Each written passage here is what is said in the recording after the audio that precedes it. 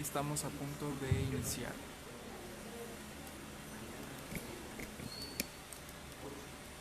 Muy buenas tardes. Bienvenidos a la Universidad IEXPRO. Bienvenido a nuestros panelistas. Bienvenido al público en general. Haciendo alusión y referencia, nos encontramos celebrando el 9º aniversario de la Universidad IEXPRO. Dentro de este marco hemos preparado institucionalmente la Semana Científica, Cultural y Recreativa. En esta ocasión tenemos el conversatorio Perspectivas de la Investigación en el siglo XXI. Sean cordialmente bienvenidos, distinguidos panelistas. Tengo a bien presentar a la maestra Lorena del Rosario Rojas Nucamendi. Voy a leer su vida profesional. Es ingeniera en sistemas computacionales por el Instituto Tecnológico de Tuxtla Gutiérrez. Maestra en diseño tridimensional por la Universidad Politécnica de Cataluña en Barcelona, España. Su experiencia profesional tiene investigación científica y desarrollo tecnológico, administración de proyectos de investigación, administración pública municipal y estatal, tecnologías de información y comunicaciones e ingeniería en software. Bienvenida, maestra Lorena del Rosario Rojas Nucamendi, a la Universidad IEXPRO. Aquí le ofrecemos un distinguido aplauso.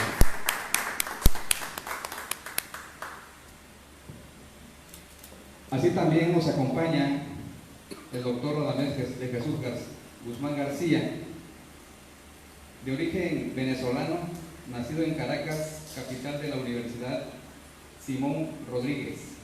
Tiene un máster en investigación educativa de la Universidad Nacional Experimental Rómulo Gallegos y también tiene 2 doctorados en educación, uno de la máxima casa de estudios de Venezuela, la UCB, Universidad Central de Venezuela, y el otro de la US, de la Universidad del Sur, Tuxtla Gutiérrez, Chiapas, México.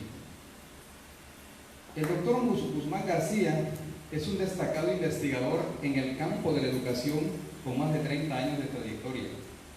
Tiene 2 postdoctorados, uno en epistemología de la educación de la Universidad Pedagógica Experimental Libertador de la UPEL y otro en investigación educativa, de igual forma de la UPEL. Tiene una trayectoria de más de 25 años dedicado a la docencia en investigación universitaria, desempeñándose como tutor de trabajos de licenciatura, maestría y doctorado. Bienvenido, doctor Radamés de Jesús Guzmán García.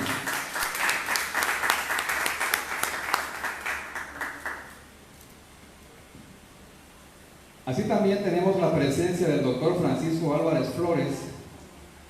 Cursó la licenciatura en Educación Media en el área de Pedagogía en la Escuela Rural Matumaxá. Es maestro por el Instituto de Estudios Universitarios en la maestría en Educación. Concluyó su doctorado en Ciencias de la Educación en la Universidad del Sur. Bienvenido, doctor Francisco Álvarez Flores.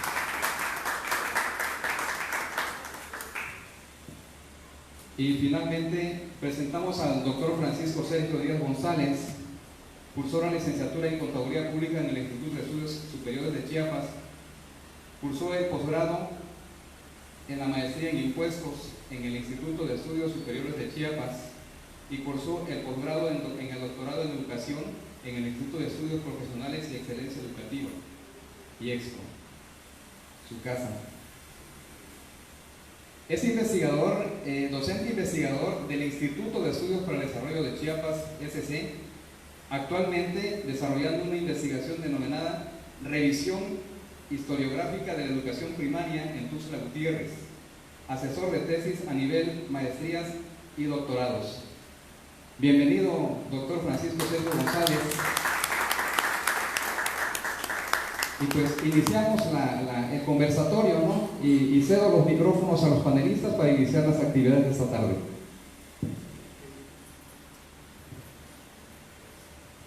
Bueno, Buenas tardes a todos. Efectivamente, hoy en este marco de un aniversario más de nuestra universidad que ha crecido con la espuma, hoy nos invitan a hacer un conversatorio y platicar desde nuestras experiencias. Entonces me toca a mí ser el moderador de este conversatorio y poderlo llevar a cabo. Bien, si me lo permiten, la historia de las ciencias nos demuestra que las teorías son perecederas.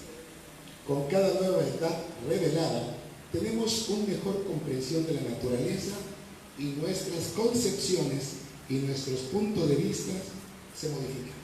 Nikola Tesla. Bueno, pues quiere decir que estos postulados de la ciencia pues no son eternos. Entonces estamos en estos devenires que la misma ciencia y estas investigaciones nos están dando día a día. Estos saberes no son eternos, se van reestructurando y se van modificando con el transcurso del tiempo, y cada investigación nos va dando nuevas aristas. Bien, en este foro tiene por objeto el plantear elementos de análisis y discusión sobre la producción del conocimiento y las perspectivas que tiene para el siglo XXI. Para ello, las disertaciones estarían centradas en los aportes de la ciencia en los actuales momentos, sus avances y sus implicaciones en lo social. Estas aportaciones de los distinguidos académicos que nos acompañan ayudarán a tener esta mirada valiosa y constructiva de esta comprensión de estos nuevos referentes epistémicos y hacia dónde nos está llevando esta investigación en el siglo XXI. Para iniciar el conversatorio, hemos generado unas preguntas reflexivas y además detonantes que nos puedan servir como pretexto para iniciar este conversatorio. Bien, y la primera pregunta, y quisiera yo dirigirme al doctor Radamés, que es tan amable de podernos apoyar. La primera pregunta es: ¿cuáles han sido los cambios que ha experimentado la investigación científica en los últimos años? Sí, les llamo. Muy buenas tardes, bienvenidos sean todos los presentes. Un saludo también muy cordial a las personas que en este momento en línea están conectados con nosotros. Gracias a la Universidad IESPRO por esta oportunidad de poder compartir conocimientos y algunos saberes sobre la ciencia con este distinguido panel que me acompaña. Bienvenidos también para ustedes.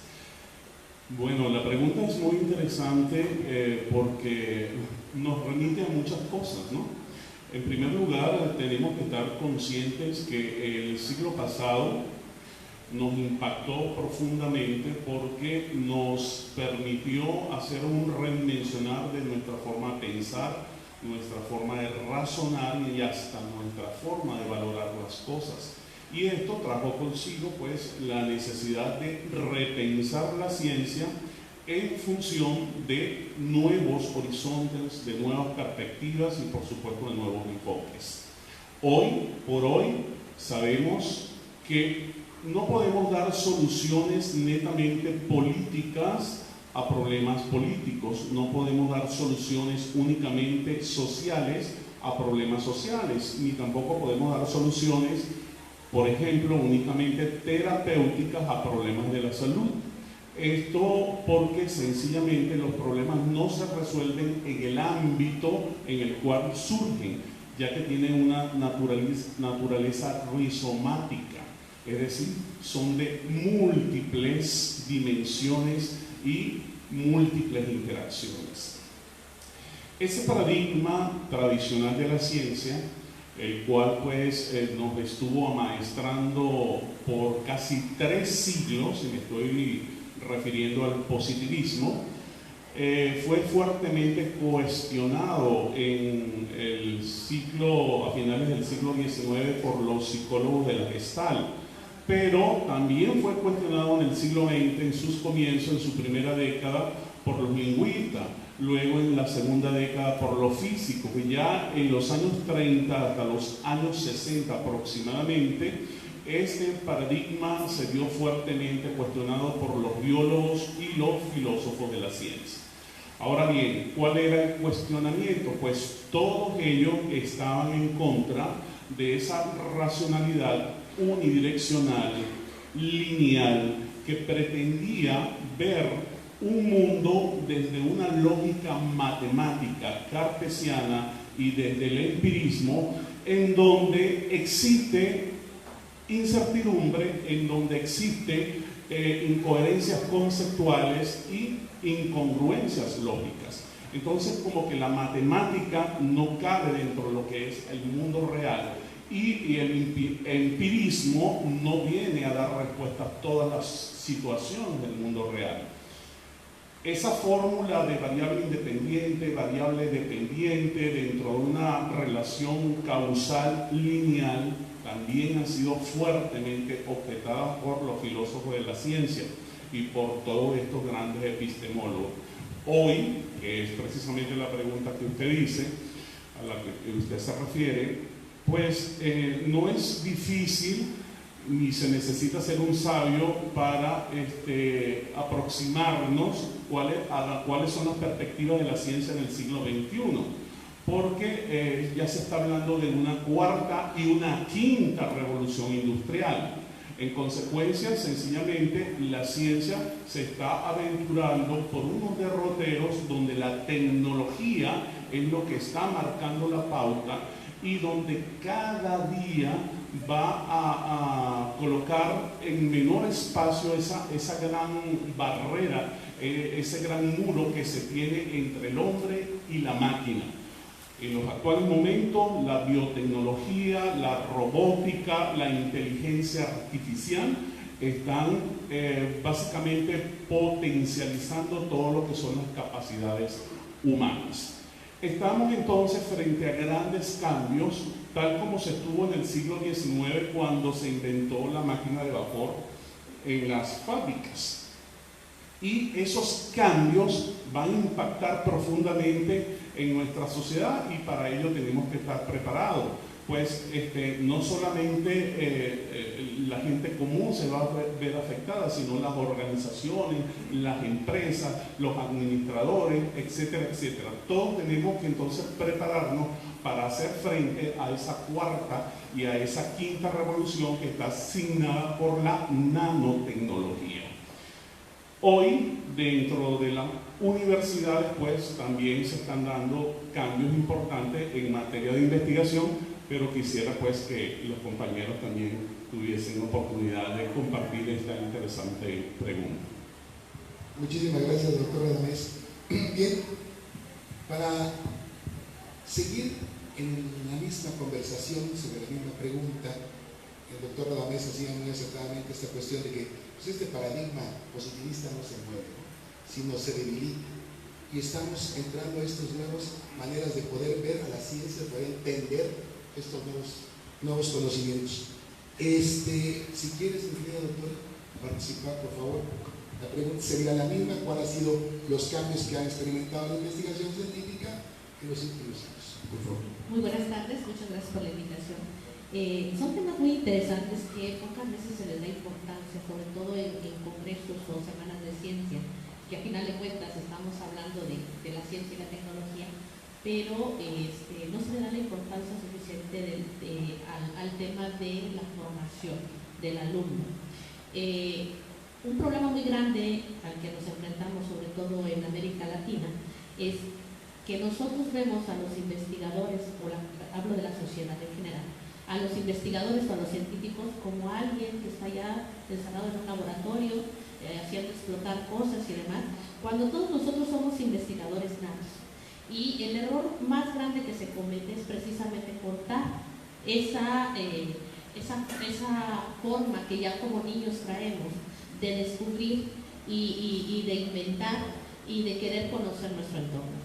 Las universidades han cambiado mucho, sí. Sin embargo, aún tenemos mucho por hacer. El cambio principal del que hablaba el doctor se está dando hacia un conocimiento, hacia una investigación no centrada en una temática. Actualmente sabemos que no podemos ser exclusivos de un área de formación, sino que tenemos que orientar nuestras investigaciones de una manera multidisciplinaria e interdisciplinaria, tomando en cuenta la diferencia de la definición de ambos términos. Porque en algunas cuestiones vamos a depender de otros, pero en algunas investigaciones no vamos a poder obtener los resultados requeridos si no estamos trabajando de manera en conjunta, integrando o ya implícita dentro de nuestras investigaciones las áreas la interdisciplinaridad de las áreas. En nuestro caso, en América Latina, tenemos que llegar a las universidades, me pasó en mi caso, y vamos a hablar en este foro mucho de la experiencia personal, porque a final de cuentas es de lo que podemos hablar cada uno de nosotros. Yo llegué a la investigación cuando estaba en la universidad.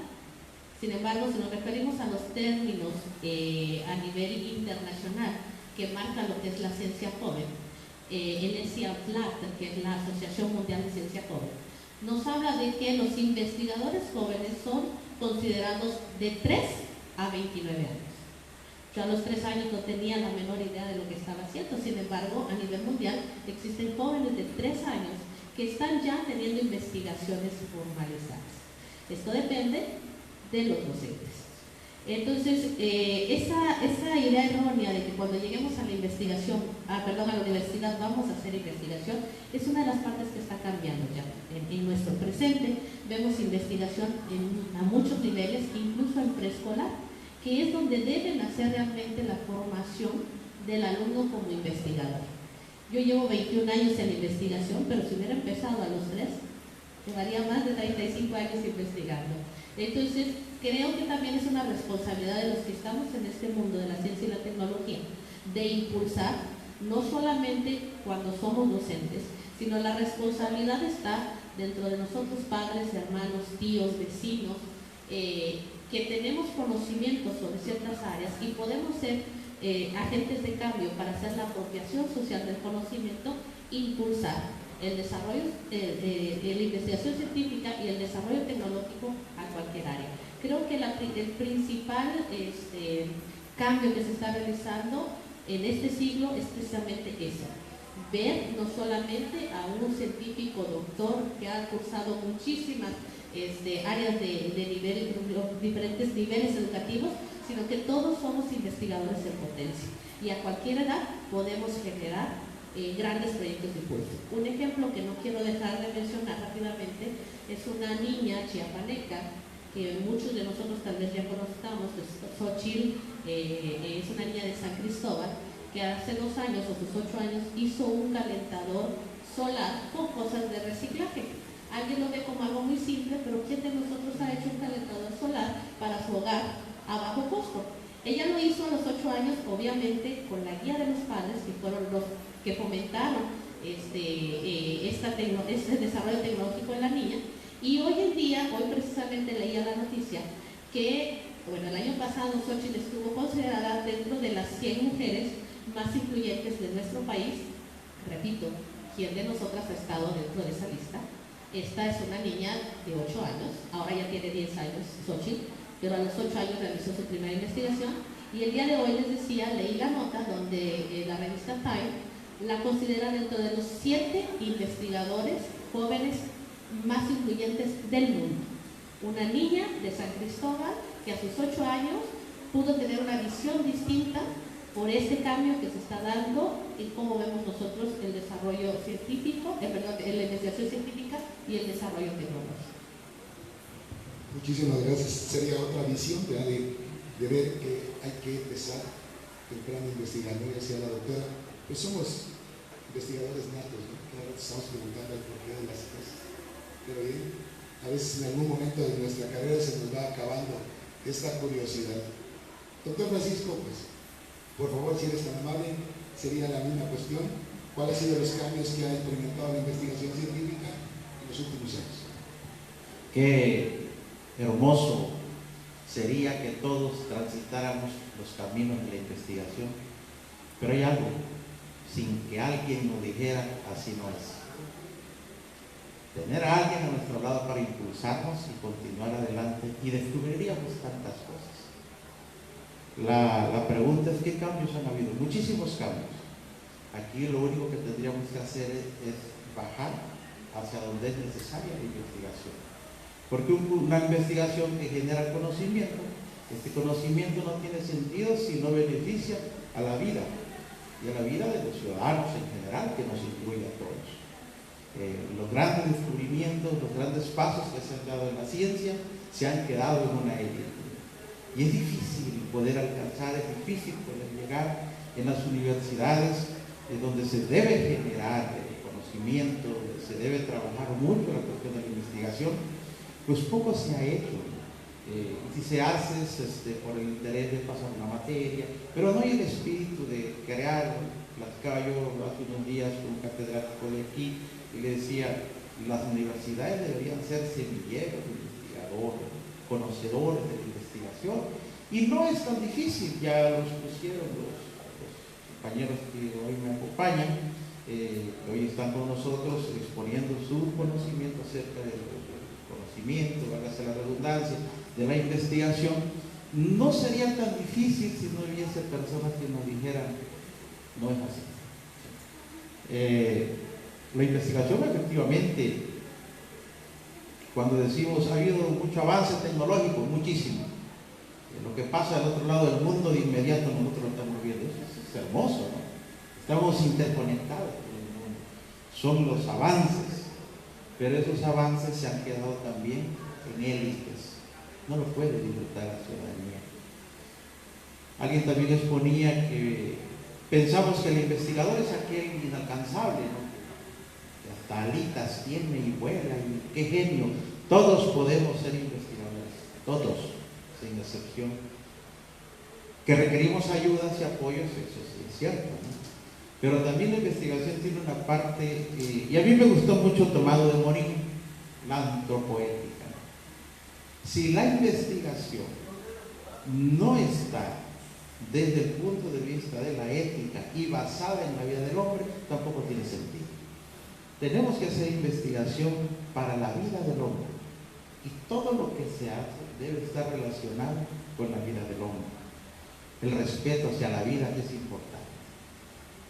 De nada sirve hacer investigaciones, dejarlo por allí, decir qué buena investigación, pero ¿en qué está ayudando socialmente? Eso es lo que tenemos que cuidar también, que estamos trabajando con alumnos. ¿En qué realmente está ayudando la investigación? ¿En dónde se está quedando? Pues hay también situaciones que vale la pena mencionar. Los investigadores no tienen apoyo y también van haciendo lo que pueden.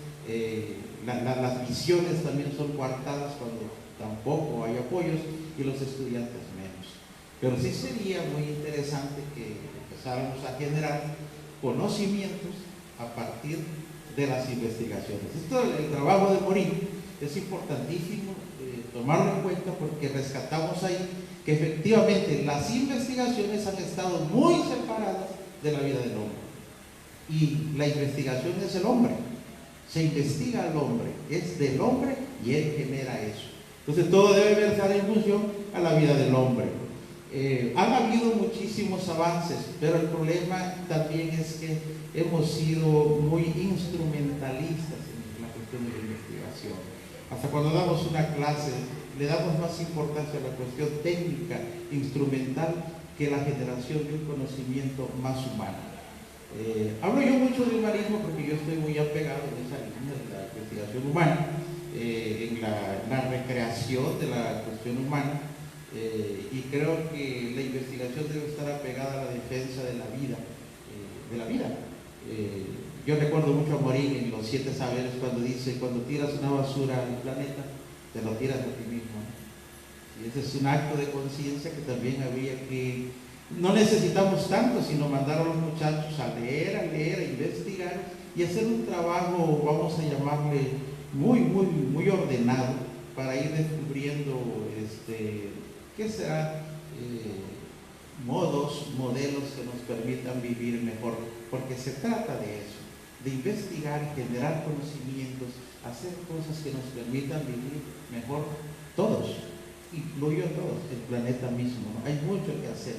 Les decía en la primera intervención, qué hermoso es saber que del otro lado del mundo está ocurriendo algo y nosotros desde acá contemplamos todo. Sí, eso ha costado muchísimos años.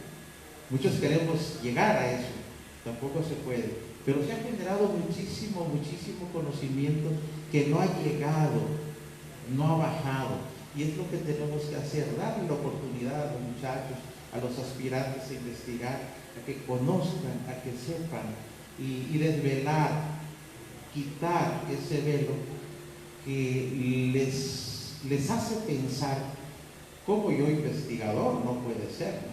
Claro que sí puede ser y podemos ser. Y eso va a ayudar mucho a las comunidades. Tenemos un problema. Salimos de las comunidades, nos hacemos académicos, investigadores, y nuestras comunidades siguen igual. No regresamos a devolverle aquello que nos dio. Sí, investigadores, pero volvamos, regresemos para transformar. Porque el conocimiento debe transformar, debe cambiar.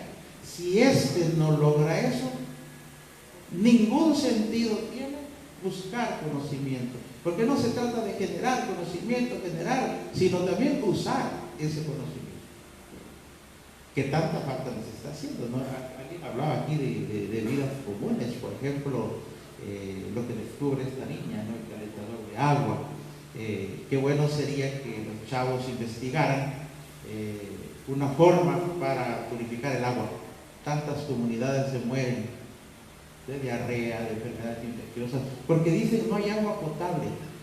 Pero de esa comunidad han salido químicos, biólogos, pero están aquí, están en otro lado, menos en la comunidad.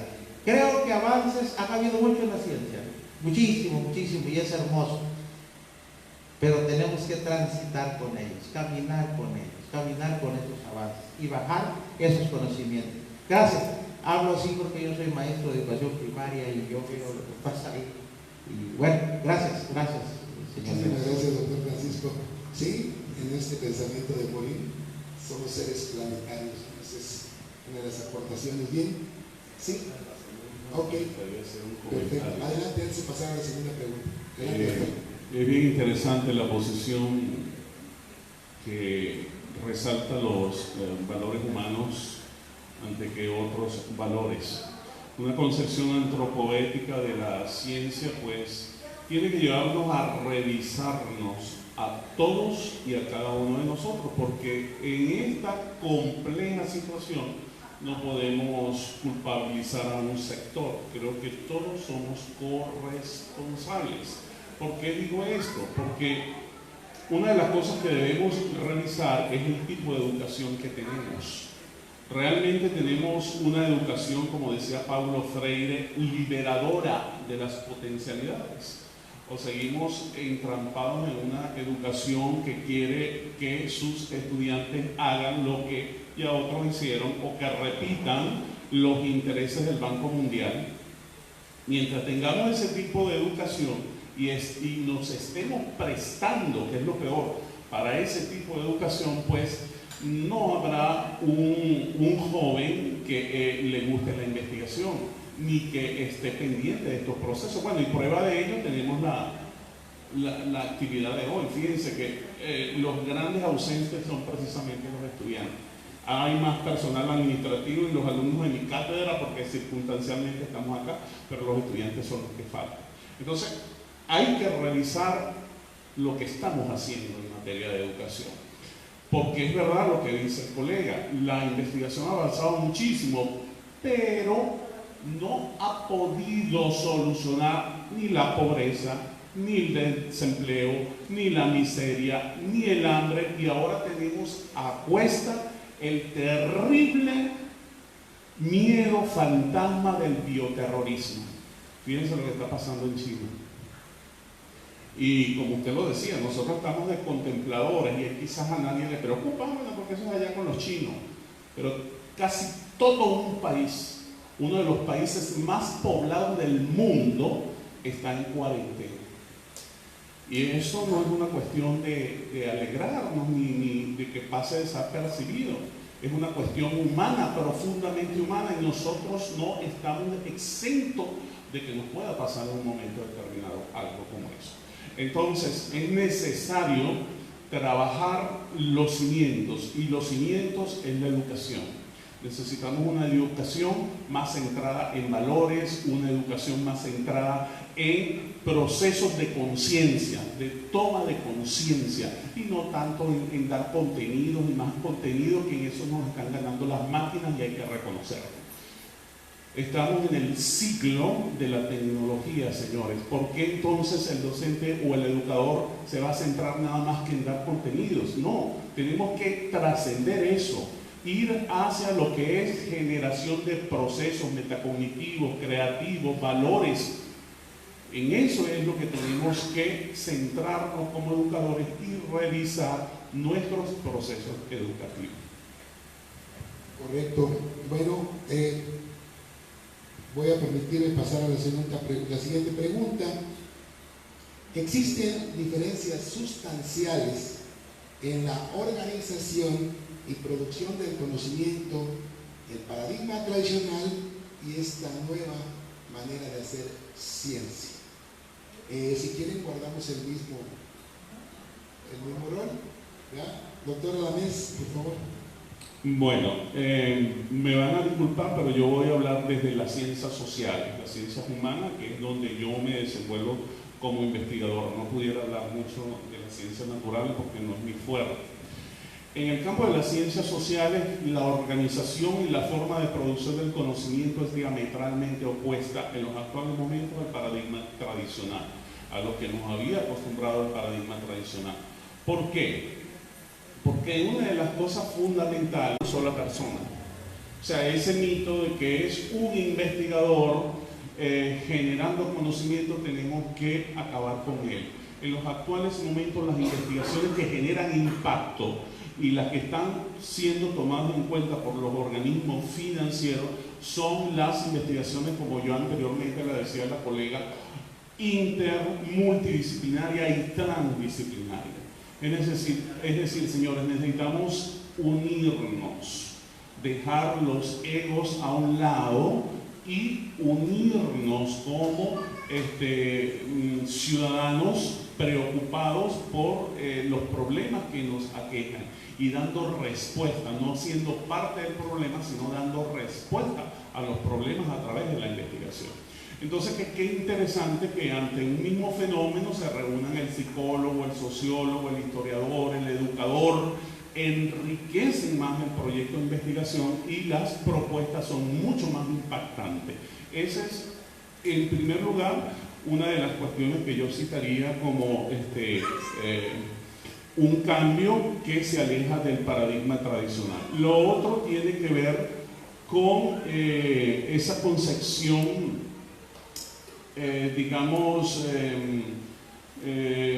escéptica de lo que se considera el sujeto de la investigación. Tradicionalmente, la investigación positivista nos ha marcado con un sujeto de investigación que lo único que hace es recoger datos para luego analizarlos. Ya eso tenemos que dejarlo atrás. El sujeto de investigación tiene una voz, tiene un pensamiento, tiene una cosmovisión, y por lo tanto él no es un simple instrumentalista del proceso de investigación, es por lo contrario todo un protagonista del proceso, y en algunos tipos de investigaciones es coprotagonista, porque ese rol hay que dejárselo a las comunidades, a las sociedades que también tienen una voz y tienen algo que decir. Entonces, la investigación social rescata ese sujeto que la modernidad había callado, ese sujeto que la modernidad, en aras de una objetividad científica, había dejado a un lado. Ahora nuestros sujetos de investigación son copartícipes, responsables, tienen voz y tienen, por supuesto, un pensamiento que orienta e impregna todo el proceso investigativo. Al mejor estilo de Foucault, no hay que olvidar que las investigaciones están aliadas con el poder. Y gran parte de lo que está ocurriendo es que los científicos muchas veces atienden a sectores de poder. Por eso necesitamos jóvenes, como decía el colega, semilleros de investigación que refresquen las conciencias y perfilen caminos y horizontes distintos en el proceso investigativo. Y uno de los cambios que en los actuales momentos la ciencia en su organización es diferente al paradigma tradicional, es que ya se está quitando ese poder a las universidades y a las entidades del Estado como manipuladoras y hegemónicas en el proceso de producción del conocimiento. Cualquiera de ustedes, cualquiera de nosotros, cualquiera que vaya por la calle, que le interese la investigación, que se prepare, que sea capaz de hacerse preguntas y sobre esa base establecer un camino para dar respuesta a las preguntas, puede ser un investigador. Ya está bueno de que la investigación solamente está en las universidades, en los centros de investigación y en los organismos de poder, porque lejos de democratizar el conocimiento, lo que ha hecho es convertirlo en élites y en parcelas, por supuesto vinculados a organismos burocráticos y de poder. Perfecto, bien. ¿Sí es amable, doctora? Por favor. Tal como lo mencionaba el doctor, él podría dar su acercamiento de acuerdo a su área de formación, pues yo también les hablaré exclusivamente del área de tecnologías, que es mi fuerte. Y es muy diferente, pero muy similar en los problemas a los que nos afrontamos día a día en la investigación.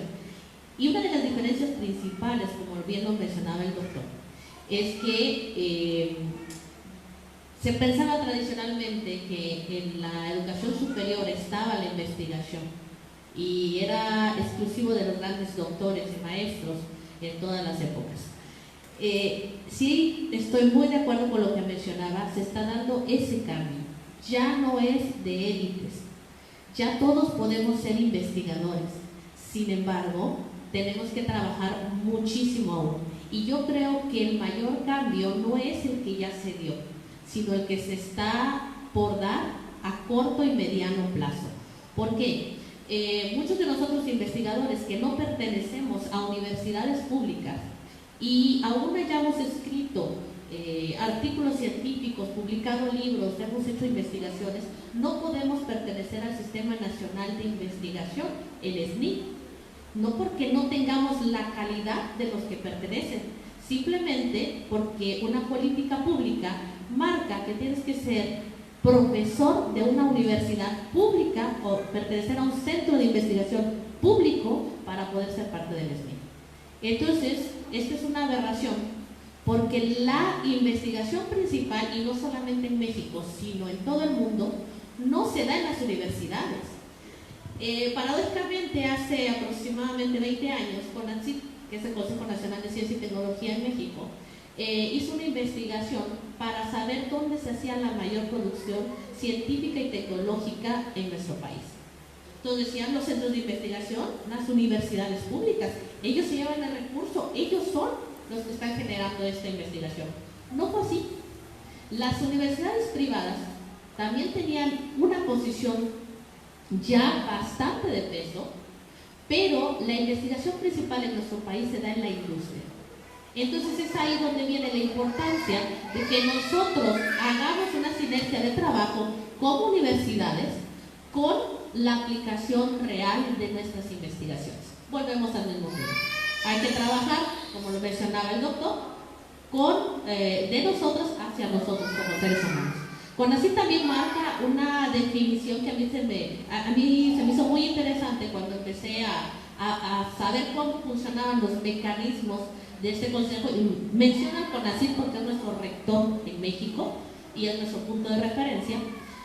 Habla de la innovación, y en mi campo, que es la innovación tecnológica, como aquellas investigaciones innovaciones son aquellas investigaciones que nos permitan obtener un producto, un servicio o un proceso nuevo o mejorado de alguno existente, pero que lo pueda traducir a pesos o a una solución de una problemática social existente. Es maravilloso, porque antes decía, voy a investigar por qué el cielo es azul. A lo mejor algún compañero investigador va a hacer una investigación de peso sobre algún componente de la atmósfera, yo no sé, y le interesa saber por qué el cielo es azul. Pero yo que soy ingeniero en sistemas, no me interesa realmente saber por qué el cielo es azul, a menos que yo participe en un proyecto que tenga un alto impacto en esto y que necesite este conocimiento. Entonces, ese cambio que se ha dado de dejar de hacer investigación por hacer, sino traducirla a una solución de un problema social o a una aportación económica, es una cosa muy interesante porque nos permite que las investigaciones dentro de nuestras aulas o de nuestros laboratorios sean realmente productivas. Y creo que esos son cambios que debemos considerar realmente. Muchísimas gracias, doctora. Doctor Francisco, por favor. Nos vamos a ir un poquito más rápido porque todavía tengo dos preguntas acá y nuestra participación es de 1 hora. Pasemos en 1 minuto. Si de algo le sirve, durante los 33 años que llevo en la docencia, he leído más pensadores, académicos e investigadores de las escuelas privadas que de las públicas. No sé qué es lo que esté pasando ahí. Miren, ni una ni otra, ni la investigación social, ni la investigación, voy a llamarla natural, es mala. Ambas tienen que relacionarse. Hasta hoy ya no se muere una persona por infección. Hay el antídoto para eso. Pocos se mueren ya por SIDA y de enfermedades que antes no tuvieron cura, hoy ya lo tienen. Ese es un gran avance que hay que saber aquilatar, ¿sí? Muchos dicen, pero no, es inalcanzable. Si algunas cosas son inalcanzables, porque ya lo dijeron, tienen secuestrado el conocimiento, tienen secuestrada la investigación y no permiten circular en la ciudadanía. Bueno, hay medicamentos de alto nivel, así le llaman porque no podemos acceder a ellos. También hay conocimientos de alto nivel, así le llaman porque no podemos acceder a ellos. Miren, en la cuestión de la investigación social, hace como 25 años todavía, encontrabas en los salones de clases más niños que niñas. Las niñas no iban a la escuela gracias a las investigaciones y todo lo que se ha hecho acerca de los derechos de la mujer. Ahora encontramos los salones casi parejos, casi iguales. Yo no sé qué pasaba en aquellos tiempos, ni yo mismo sé si fui autista o no, porque, y ahora la pregunta en mí sigue, ¿y qué hacían con esos niños? ¿Sabían que era autismo? ¿El maestro lo sabía? No lo sabía hace 20 y tantos años. Hoy ya se sabe que un niño, se sabe el tratamiento que se le va a dar. Ese es un gran avance que también hay que saber aquilatar. Pero bueno, mientras otros hacen la batalla por la investigación, luchan, se desvelan, nosotros somos solamente consumidores. Y ese es un problema. Tenemos que ser investigadores activos. No estemos pensando que vamos a investigar para vender el conocimiento, no, eso ni soñarlo, ¿no? Pero para ponerlo al servicio de la humanidad, ponerlo al servicio de la comunidad, sí es importante hacerlo. Entonces creo que hemos, como ya expusieron aquí los colegas, han habido grandes pasos dentro de la investigación, tanto social como positivista, como lo está llamando aquí el doctor, que realmente así se llama. Sin embargo, creo que tenemos que, y voy a mencionar la palabra que manejó aquí el doctor Adames, democratizar esos espacios de conocimiento, democratizar la investigación, democratizar el conocimiento. Y los docentes debemos ser menos instrumentalistas. Las universidades deben quitarnos menos tiempo llenando formatos y darnos más tiempo para el desarrollo académico. Eso ha sido, y no me refiero solo a las universidades, si así lo dije, disculpen. Desde educación básica somos así. preséntame tal documento, y ¿cuánto tiempo le dejamos para el desarrollo académico? Muy poco tiempo.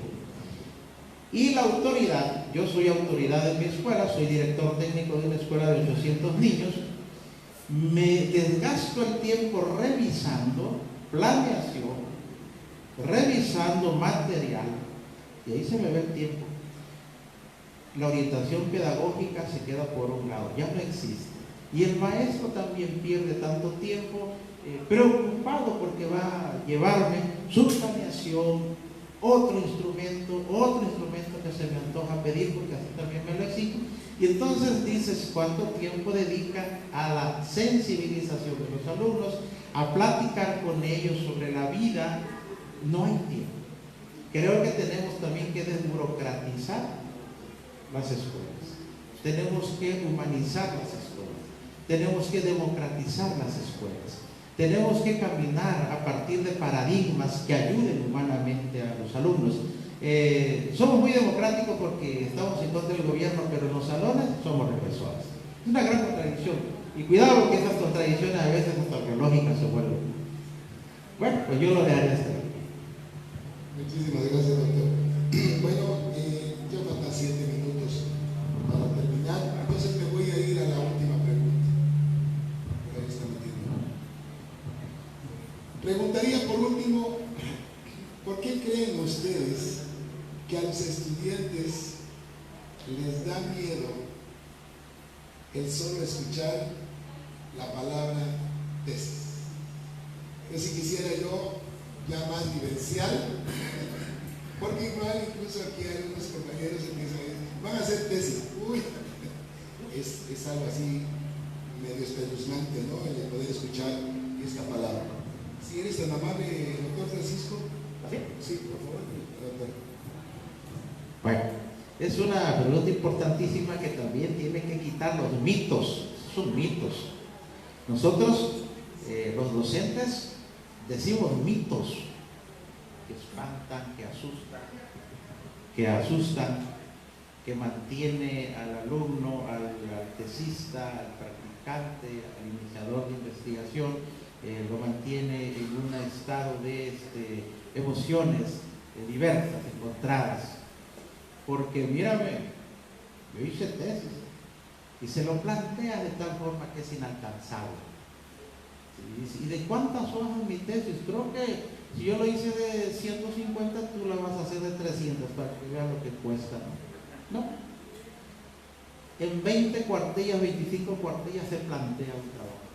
Porque la tesis no es el volumen, la tesis es lo que afirmas a partir de los resultados de tu investigación. Es el conocimiento de la tesis que generas. Ese ha sido el problema.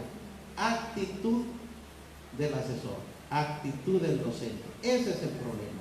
Si lo planteamos teoría y práctica al mismo tiempo, el alumno va relacionando, esto me sirve para esto me ayuda en esto. El problema también es metodológico. El problema es de método.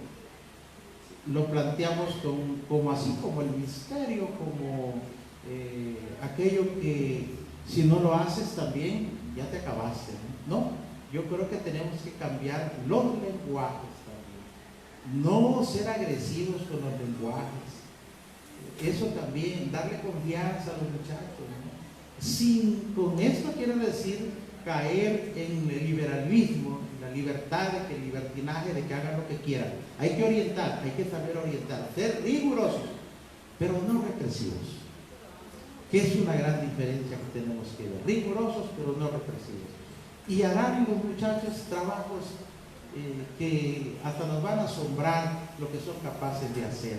Pero tenemos que quitar ese mito de lo difícil, de lo inalcanzable. Y tenemos que colaborar con ellos como debe de ser. Y creo que no se trata de una tesis, de un trabajo de castigo. Se trata de un trabajo emocionalmente normal y natural. Creo que eso es lo que nos ha pasado también. Y por eso tienen miedo, ¿sí? Que le rebotes, que le rechaces. Y eso ha sido un problema. Creo que tenemos que cambiar. Los docentes, los aspirantes a investigar, los maestros tenemos que cambiar de actitud. actitud académica, actitud personal. Creo que con los muchachos, con los alumnos hay que mantener una unidad indisoluble, pero tan sana que también nos permita marcar distancia. Yo lo digo. Muchísimas gracias, doctor. Por favor.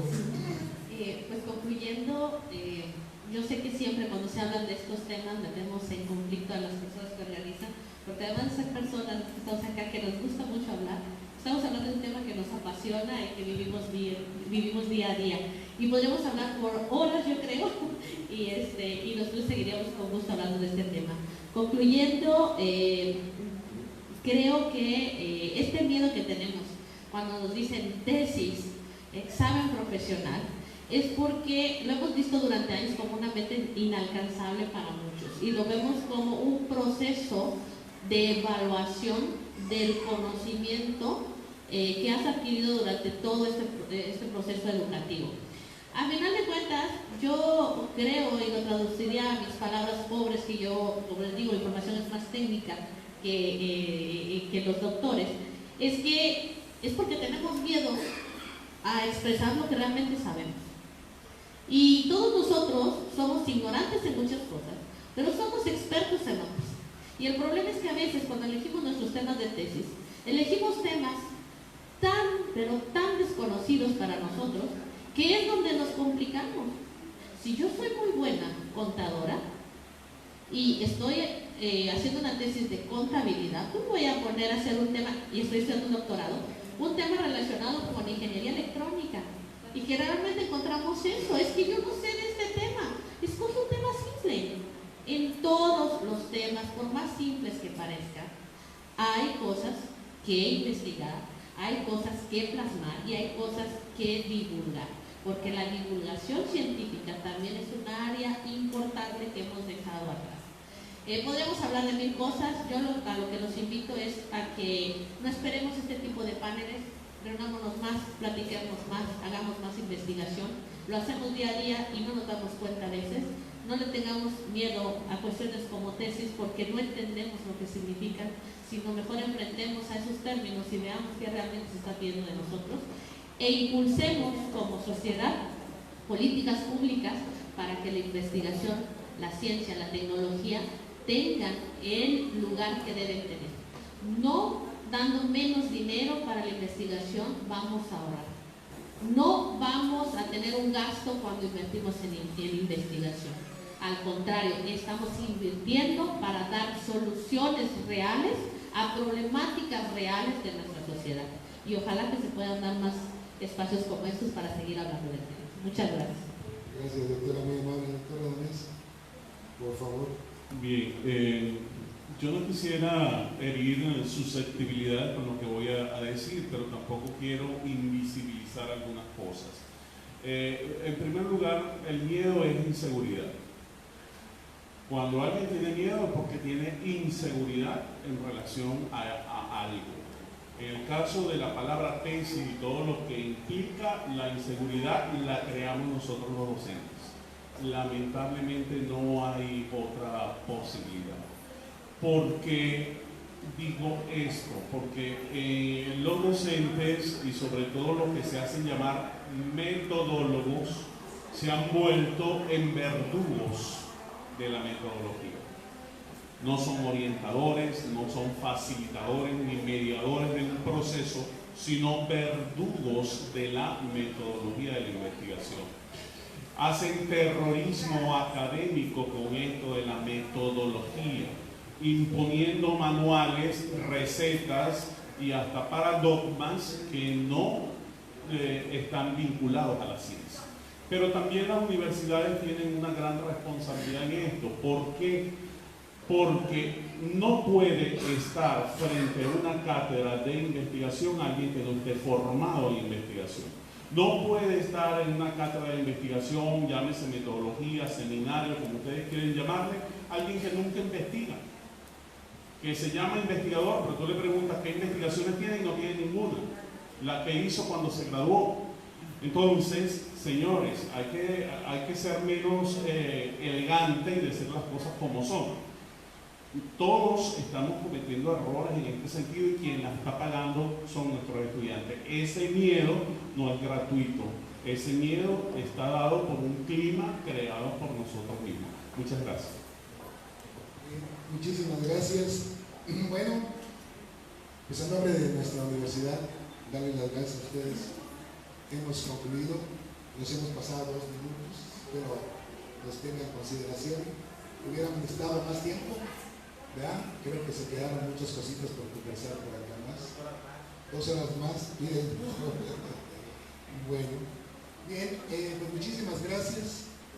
Nos despedimos, sin antes agradecerles a cada uno de ustedes el tiempo, ¿verdad? Y el venir a compartir con nosotros las experiencias vividas en este proceso de investigación, el cual cada uno de ustedes ha vivido. Sí, claro que sí, doctor Francisco. Voy a despedirme con lo siguiente. Efectivamente hablábamos de miedos, pero dice don Paulo Freire, el pedagogo brasileño, con acepciones. Efectivamente son miedos, pero hay que tocar esos miedos. Toquemos esos miedos. Y entonces las cosas tendrán que cambiar en nosotros. Tenemos que tocar esos miedos. Quiere decir, reta tu propio miedo, salte de ese miedo. Y con la ayuda de nuestros maestros, vamos a salir de esos miedos. Ok, muchísimas gracias. Está amable. Un fuerte aplauso a los panelistas y el conversatorio. Y bien,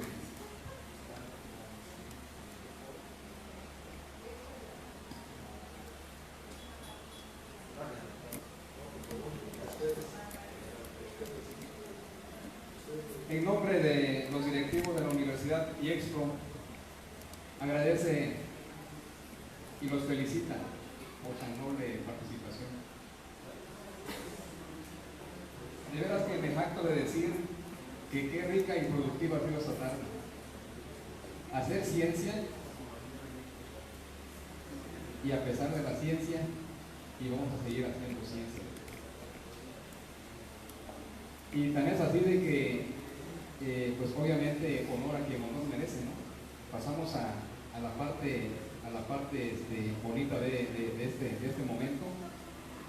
La universidad obviamente también premia, ¿no? Premia este gesto de participación de cada uno de ustedes, y pues tiene un reconocimiento para cada uno de ustedes.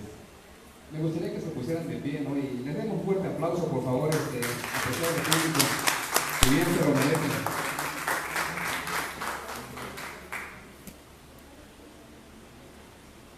Iniciamos con la maestra Lorena del Rosario Rojas Lucamendi. Si son tan amables, por favor, de pasar para entregar merecido reconocimiento.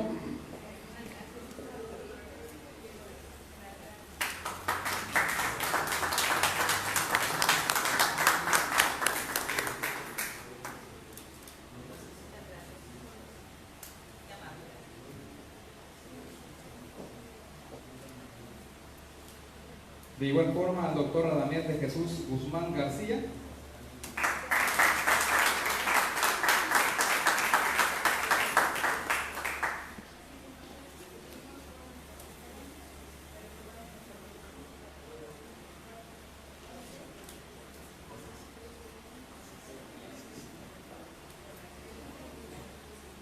Al doctor Francisco Álvarez Flores.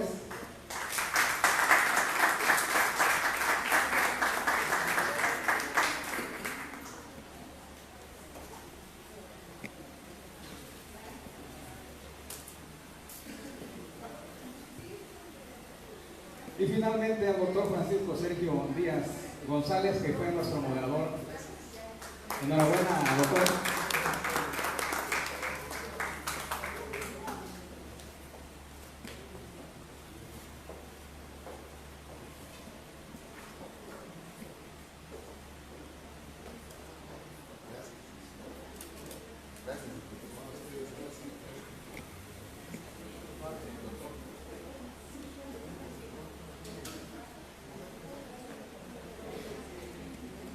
Y bien, pues como todo dicho tiene un final, pues agradecemos a los panelistas, agradecemos al público en general que se dieron cita esta tarde, Quiero decirles que la Universidad IEXPRO siempre procurando ser una institución de excelencia, y pues qué más que aquí los doctores, ¿no?, que son de casa, que realmente ellos transmiten conocimientos basados, digamos, en la ciencia, ¿no? Y la verdad que rico, y vuelvo a reiterar que rica y productiva fue esta tarde. Muchas felicidades a cada uno de ustedes. Y muchas gracias también a todos los demás. Gracias.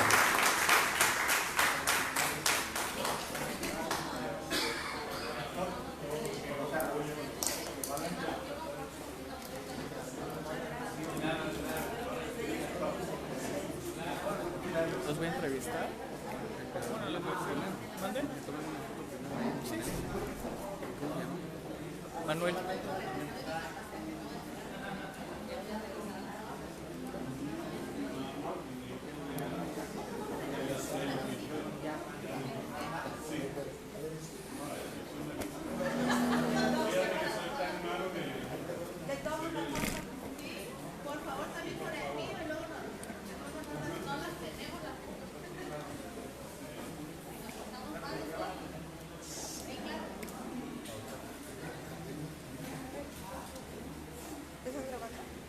Si quieres pasar.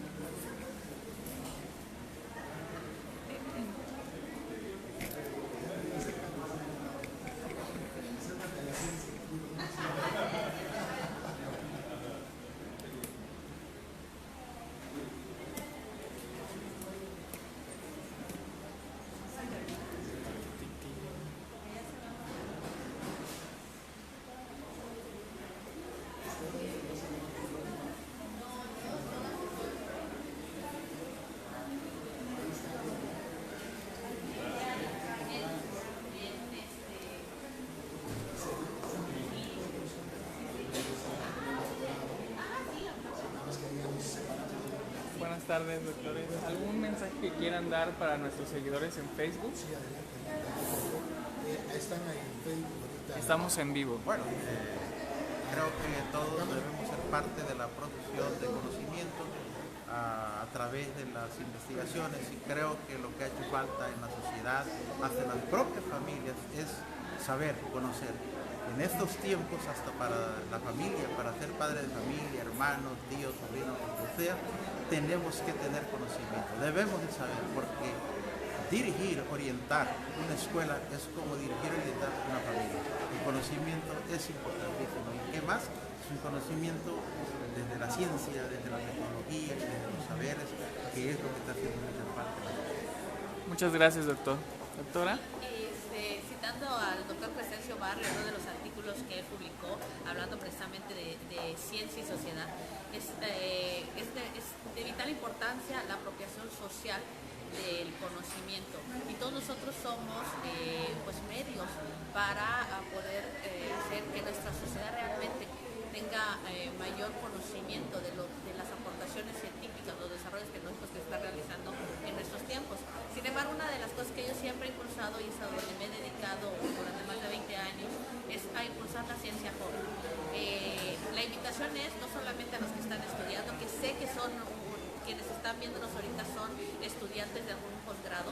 Si ustedes ya no tienen la edad de llegar a que ya están más allá de los 29 años, que es considerado ciencia joven, pero tienen hijos, sobrinos, primos, vecinos que puedan impulsar en esto, seamos agentes de cambio para la vida de estos jóvenes. Y una cosa muy importante para todos nosotros que estamos realizando investigación, no podemos decir que somos investigadores si nunca hemos leído un artículo científico, si nunca hemos hecho una búsqueda de patentes, si no sabemos lo que es un registro de autor, si no sabemos lo que es un registro de patentes, sobre todo en el área de tecnología, porque es básico, porque hay una cosa que hemos siempre dejado de lado, que es la formalización de la producción científica y tecnológica. Entonces tenemos que aprender sobre esas herramientas, y la universidad está haciendo, la Universidad de IEXPRO está haciendo un gran esfuerzo para llevar precisamente estas herramientas a todos los estudiantes. Muchas gracias por la invitación. Muchas gracias, doctora. Doctor. Hola, buenas tardes. Gracias por estar con nosotros. Bienvenidos. Tenemos oportunidad esta vez en una hora de compartir con investigadores y hacer este conversatorio que como ejercicio es primordial, porque platicas desde experiencia, ¿no? Y puedes estar conversando un buen rato y sirve como escenarios para invitar a todos a hacer investigación. No es algo del otro mundo y es algo que nos podemos acercar tan ricamente. Y la invitación es a seguir. En este aniversario más de nuestra unidad, preocupada por estos escenarios, hemos juntado y hemos conversado. Muchísimas gracias por estar con nosotros. Muchas gracias, doctor. Sí.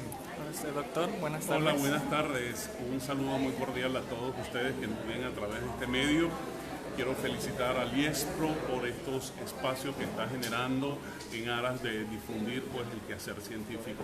Y la invitación es para ustedes, para que sigan pendientes de este tipo de actividades. En un mundo lleno de tecnología, la invitación ahora es a leer, a reflexionar, a volver a la filosofía, a la sociología, a la psicología, a esas ciencias que se preocupan por el comportamiento del hombre.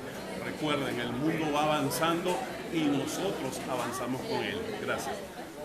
Muchas gracias. Muchas gracias por acompañarnos el día de hoy. Nos vemos, doctor. Nos vemos. Cuídate mucho. Vale, cuídate.